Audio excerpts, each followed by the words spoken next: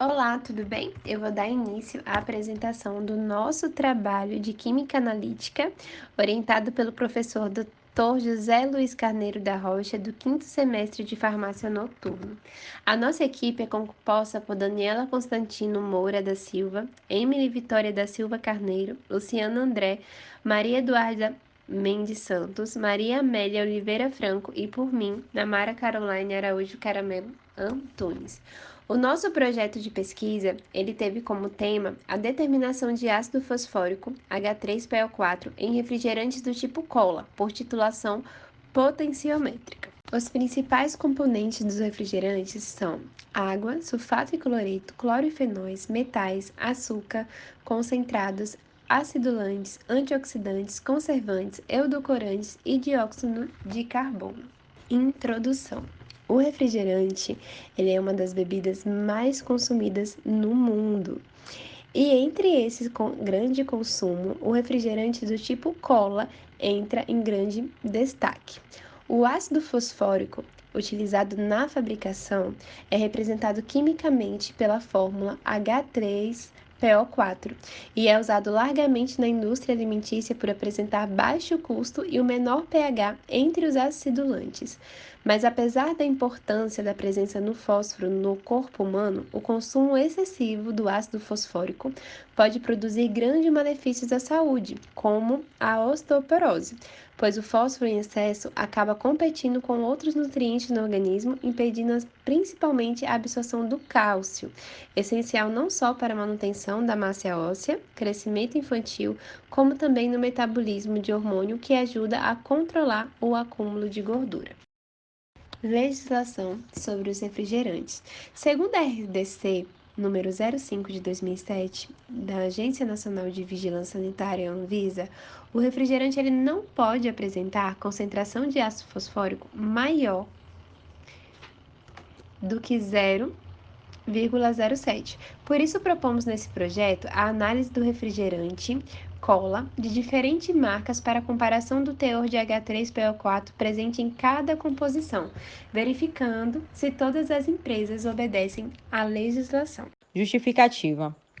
A utilização do ácido fosfórico na indústria alimentícia ele é utilizado como acidulante de refrigerantes, doces, molhos para saladas, geleias, fermentos biológicos e também é utilizado na refinação do açúcar.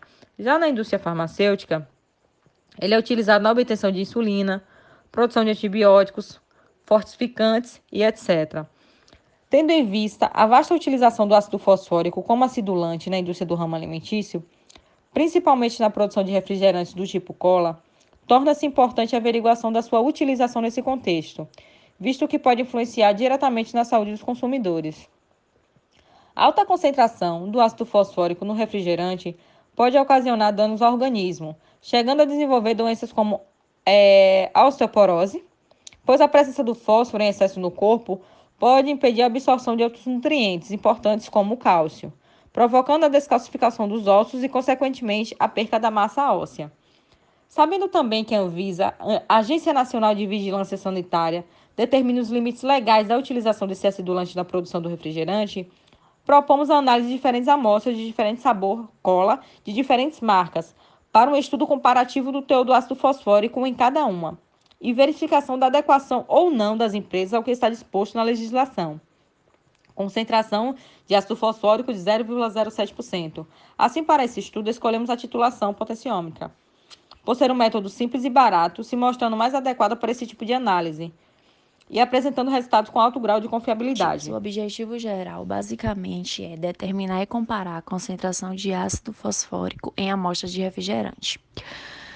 O objetivo específico trata-se de padronizar uma solução de hidróxido de sódio, uma titulação das amostras de refrigerante, construir uma curva de titulação e sua primeira derivada para cada amostra, determinar a concentração, comparar a concentração de ácido fosfóricos das amostras de diferentes marcas e também avaliar as amostras que apresentam a concentração dentro da legislação.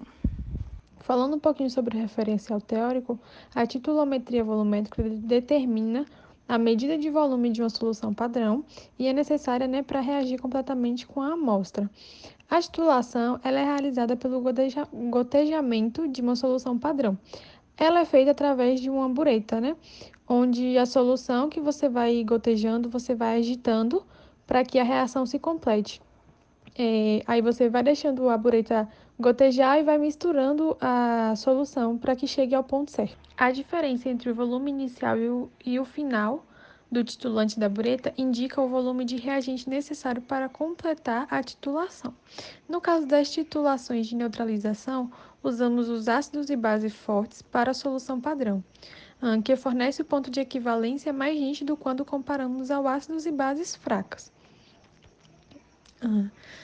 A diferença de volume entre o ponto de equivalência e o ponto final é chamado do erro de titulação e deve ser tão pequena quanto possível.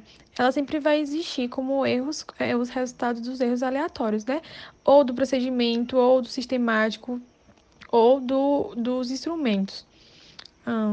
O ponto de equivalência química pode ser determinado através do uso do indicador químico ou de um método instrumental. O uso de indicadores ácidos bases para identificar o ponto de final da titulação é bastante comum em laboratórios, por ser um método simples e barato. No entanto, o uso de indicadores químicos tem suas desvantagens. A habilidade limitada da nossa visão em distinguir reprodutivelmente a cor imediata do indicador é um dos principais problemas, visto que o ponto de equivalência da titulação ocorre ligeiramente antes do ponto de viragem, com o difícil de identificação. A titulação potenciométrica trabalha com o registro contínuo do potencial da célula durante o escoamento das pequenas frações do reagente. O volume de titulante que provoca uma variação rápida do potencial próximo, né, do ponto de equivalência indica o ponto final da titulação. Alguns materiais utilizados, né, eu falo dos reagentes, foi solução tampão pH 4,0, 7,0, hidróxido de sódio, refrigerantes do tipo de Coca-Cola, água destilada, fenolftaleína, bifitalato de potássio. E além dele, a gente usou 16 materiais, né, para realizar o projeto, como papel higiênico, pipeta volumétrica, estufa, a bureta, o pH metro, o balão volumétrico e entre outros. Metodologia. Titulação das amostras. É um processo que envolve analito e a solução de concentração conhecida. São duas espécimes para serem descobertas a concentração na apresentação de uma titulação. Geralmente o titulante é a solução concentrada conhecida que ficará na bureta e o titulado é a solução analito que ficará no LMAE. A solução padrão é aquela cuja concentração é conhecida com grande exatidão e são preparadas a partir de padrões primários, que são determinantes e utilizados para a determinação da concentração de soluções, ácidos e bases que possam ser chamados de padrões secundários. O interesse na titulação é determinar a concentração do analito das substâncias em análise. Para determinar um analito, existem características importantes, como conhecer a reação entre duas espécimes, como reagem, saber concentração e volume gasto da solução padrão, reagindo completamente com o analito, qual a concentração da solução padrão usada na titulação e qual o volume da solução padrão que escorreu pela bureta e chegou ao LMAE reagindo com o analito e mudou de cor. Detecção direta do ponto final. É dada de acordo com os dados obtidos nas titulações triplicadas, com as amostras identificadas e organizadas em duas colunas. A primeira coluna com volume e a segunda com valores de pH, resultando em um gráfico onde a função do volume do titulante para cada amostra titulada. Detecção do ponto final através da primeira derivada.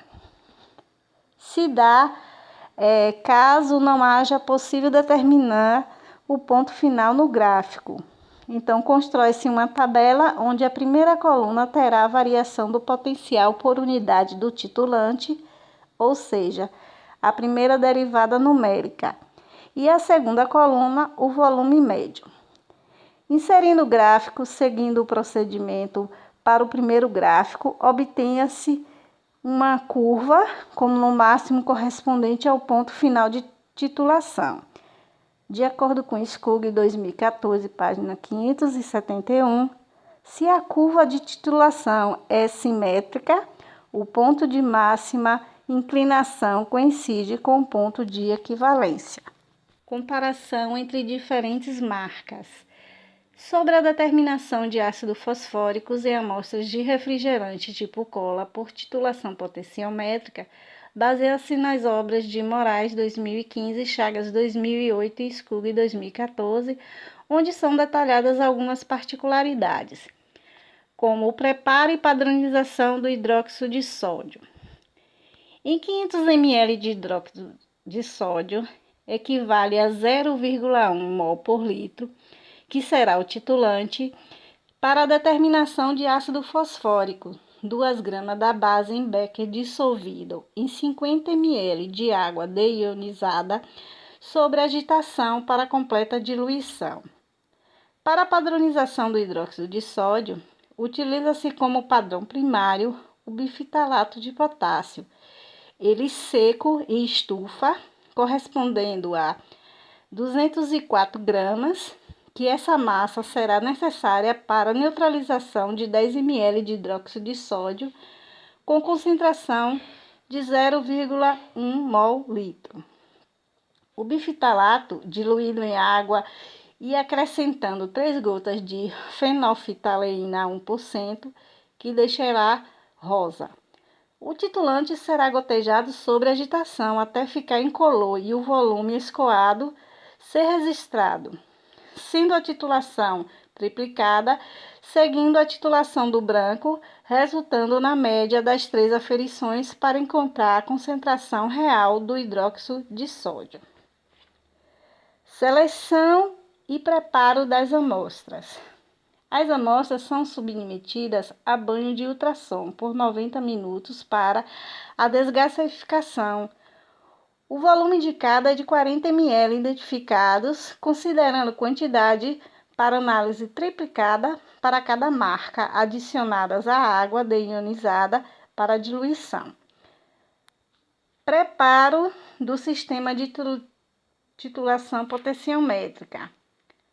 O pH-metro, que é o equipamento usado nesse processo, será calibrado sob a orientação contida no visor. A leitura inicial será tampão pH 4,0 e em seguida tampão pH 7,0, intercalando com lavagem do eletrodo com água destilada e enxugar com cuidado com papel higiênico até a calibração do fim a ser confirmada. Com o básico e refrigerante é a bebida mais consumida no Brasil e a Coca-Cola é a que mais se destaca, e as quantidades de aditivos variam conforme o interesse e o objetivo de cada fabricante, porém existe uma norma a seguir para determinados tipos de ativos que possam causar danos à saúde. O pré-projeto foi de grande valia. Levantamos informações importantes, como medir o teor do ácido fosfórico na Coca-Cola e quanto é importante esse processo de titulação potenciométrica, uma ferramenta capaz de averiguar se realmente está seguindo as normas, útil na prevenção de danos à saúde.